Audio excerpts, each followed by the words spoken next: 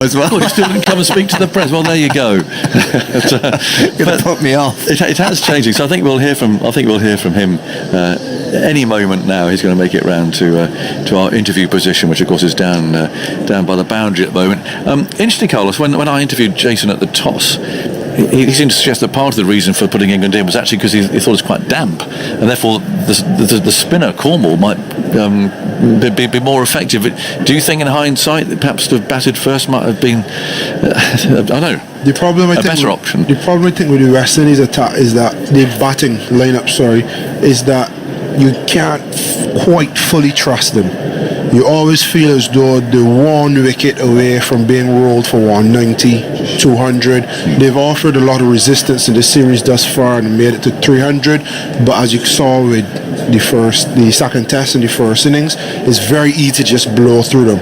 And in a crunch game, if you get that batting lineup there and there's a bit under the pitch, the cover was on and it was sweating for a bit, and you find yourselves 50 for 4, 50 for 5, then it's hard to get back into the test match. And they're banking on the strength, which is the bowling attack, to eke out some early wickets, finish the day strongly, probably get 5-6 wickets, and take some of the pressure off the batting lineup. It worked well in Southampton. It didn't work so well in the second test because of the amount of runs that England got, and they're still quite in the balance now. They're still 2 wickets away, so it hasn't been the most favourable decision, as Vaughan said, but I understand why they would have made it. Why it was done. And you've always talked about Cornwall's ability as a slip catcher. Wow. That was. We'll talk about that in a second, because Ellen Roldroyd's with Ollie Pope. Ollie Pope, congratulations. You have not quite got to the 100 yet, but it's looking good. How does it feel to have got some runs there today? Yeah, it does feel nice, especially after missing out in the first few games. I think in this intense environment you can end up spending too much time thinking about your failures, so it's nice to sort of go in overnight with a few behind my belt. How do you think you're going to sleep tonight? Hopefully I'll sleep well. Hopefully take a sleeping tablet. I normally do if I'm not out overnight, because I normally struggle, and hopefully hit the hay pretty hard. Right, yeah, well at least you haven't got far to come in the morning afterwards. Just had Michael Vaughan on Test Match Special saying he reckons you're the best young batsman to come into the side since Joe Root. What do you make of that? Yeah, it's a massive compliment, especially for sort of an ex-England captain and one of the greats, to make those kind of comments. But yeah, I take it as a massive positive. I don't necessarily see it as extra pressure. It's just a nice thing to sort of have said about you, and hopefully I can sort of fill those shoes. Do you feel such a thing as pressure? Yeah, to be honest, I do. I think you're lying if you say you don't, especially being young, and sort of people do talk a lot and you do read these things, but I think it doesn't change how I play on the pitch. I'm not out there thinking, I've got to live up to what they're saying, so it doesn't change the way I play, so I just use it as a positive. Do you just enjoy batting?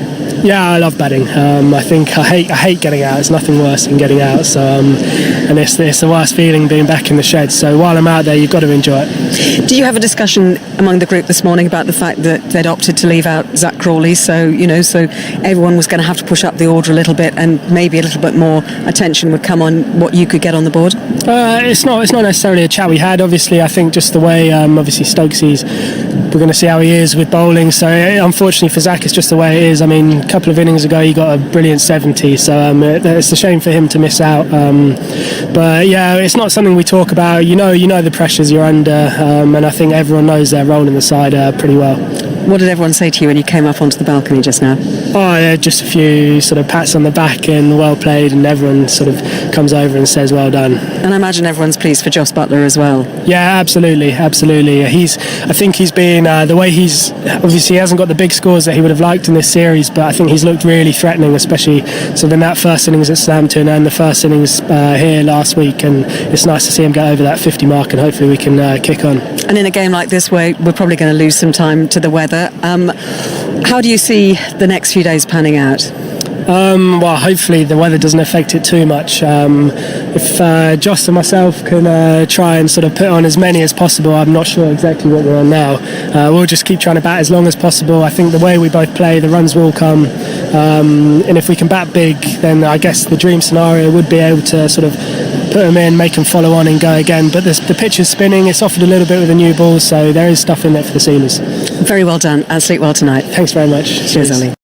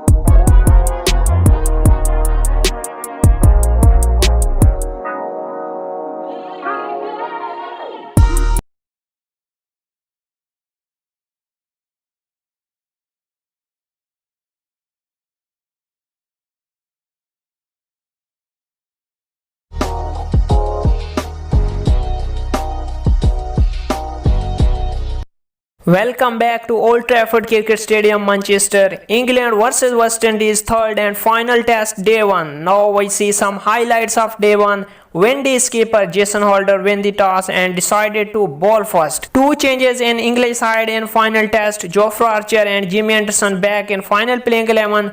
Replace Sam Curran and Zach Rowley. In the other hand, Windies have one change in his final 11. Rahkeem Cornwall in for Alzarri Joseph. Now if we see the story of day 1, Rory Burns and Dom Sibley start the innings from English side. Windies pacer Kemar picks up early Dom Sibley wicket in his first over. Now if we see the story of first 24 overs, England 57 lost of 2 wickets. Dom Sibley and Joe Root back in pavilion. Rory Burns not out on 29 and Ben Stokes on 2. For more latest updates, keep watching Cricket with MZ channel.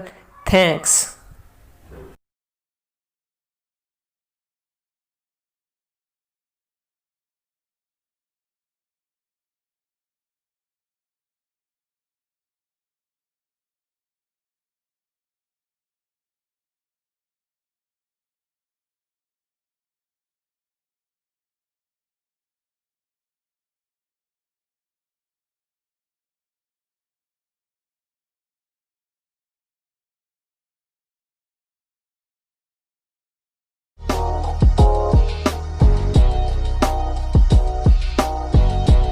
Welcome to Old Trafford Cricket Stadium, Manchester. England versus West Indies third and final test day 1. First we talk about weather updates in Manchester.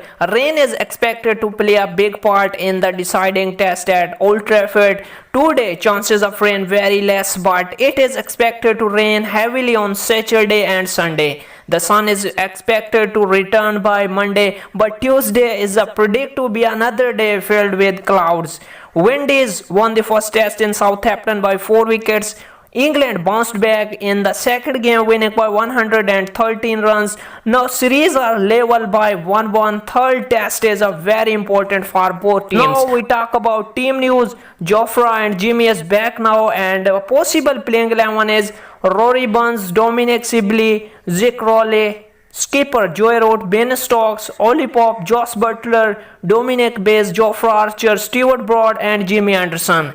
In the other hand, two changes may be expected in Windies side. So possible 11 is Brathwaite, John Campbell, Shai maybe replaces Joshua De Silva today, Brooks, Roston Chase, Blackwood, Shai Dowrich, skipper Jason Holder, Alzarri Joseph, Kemar Roach and Shannon Gabriel.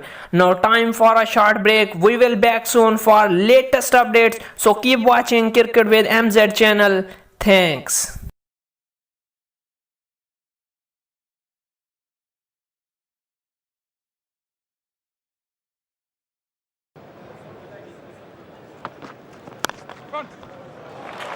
Lovely batting from Trescothick. We're in the first over and he looks well set already. Super delivery. Tino Bess has struck. I'm number 36 and you're out. This is a very good delivery. Just a little bit of inward movement and it's on a very good length through the gate. Trescothick cannot believe it and he wants everyone to know he's the best. Fantastic batting from Michael Vaughan. Tino Best is not medium pace. He's not fast medium. He is quick. And a shot like this takes a huge amount of ability. Was there a tickle? They're celebrating. Up goes the finger. Best has 2, both openers. Vaughan attempting to drive through the covers. A thin edge through to Ridley Jacobs, and the poor form for Michael Vaughan in this NatWest series continues. Well, it's pressure bowling. It's been good bowling, good corridor from Tino Bess all the way through this spell. It's only a faint edge, and he's gotten 2 wickets. Bowled in.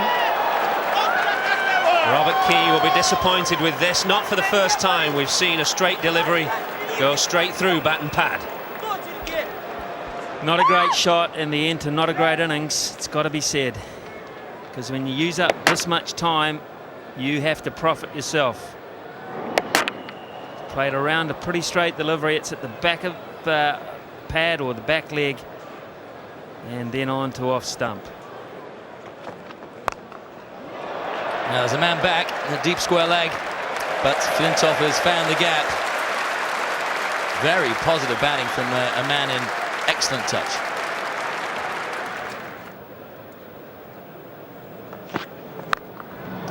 There we go, that's what he's been looking for. Directed straight at the man at deep mid-wicket, but fortunately for England, it sailed yards over his head.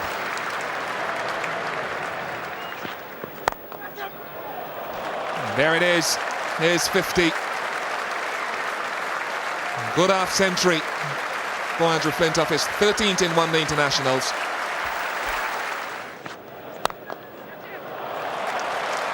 Good shot. Hit reasonably hard from Strauss.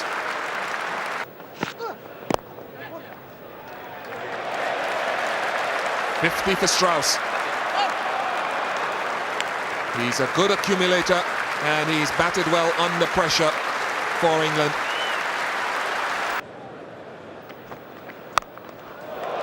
It's in the air.